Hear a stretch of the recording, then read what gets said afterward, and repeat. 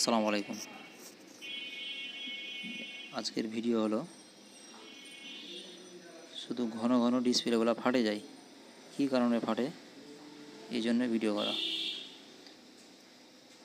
আপনার ফোনে ডিসপ্লে লাগানোর আগে সুন্দর করে এই আঠাগুলো তুলবেন, ঘষে ঘষে, কোনো আঠা রাখা যাবে না, এই আঠাগুলো আগে তুলবেন।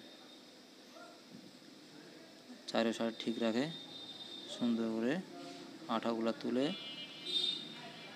পরিষ্কার করে নেবেন। এই যে যেভাবে আমি দেখাচ্ছি, দেখেন এই আঠাগুলো থাকার কারণে ডিসপ্লেটা ভালো করে বসে না, সেই কারণে ডিসপ্লেগুলো ভেঙে যায়।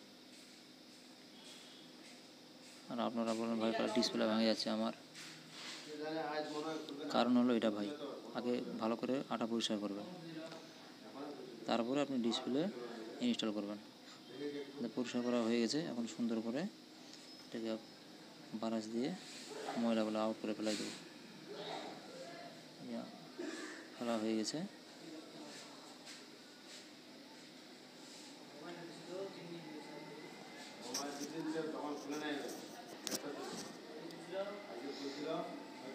সুন্দর করে ব্রাশ দিয়ে আরও ভালো করে ঘষে নিলাম, যাতে সমান করে বসে যায় ডিসপ্লেটা। সুন্দর করে ঘষে কোনো ময়লা থাকবে না, ময়লাগুলো পরিষ্কার করে নিলাম। এখন দেখুন কি সুন্দর ফ্রেশ হয়ে গেছে। এখন আমরা ডিসপ্লেটা তারপরে লাগাবো, এখন আমরা ডিসপ্লেটা চেক করব।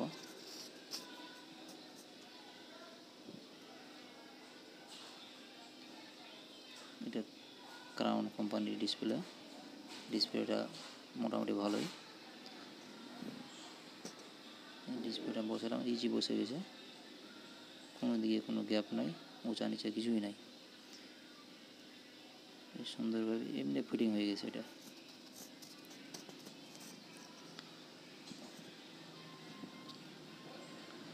সুন্দর করে ক্লিপগুলো লাগাই নেব।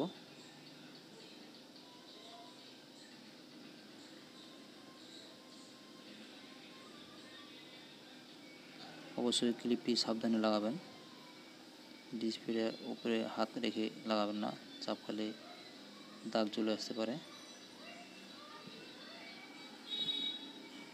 আমাদের বসানো হয়ে গেছে, এখন ব্যাটারি লাগাই, আমরা অন করে দেখব। অন হয়ে গেছে।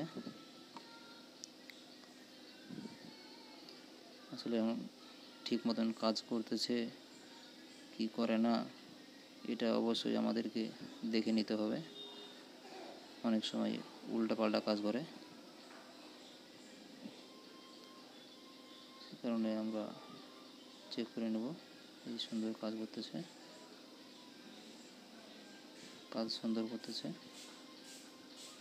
প্রবলেম নাই।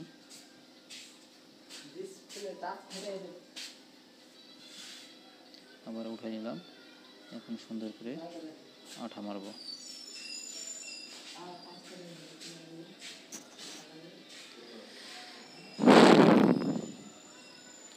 আঠাটি অবশ্যই বেশি করে দিবেন না, চারো সাইডে হালকা করে দিব, বেশি দিলে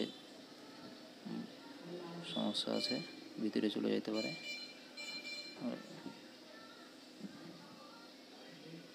সুন্দর করে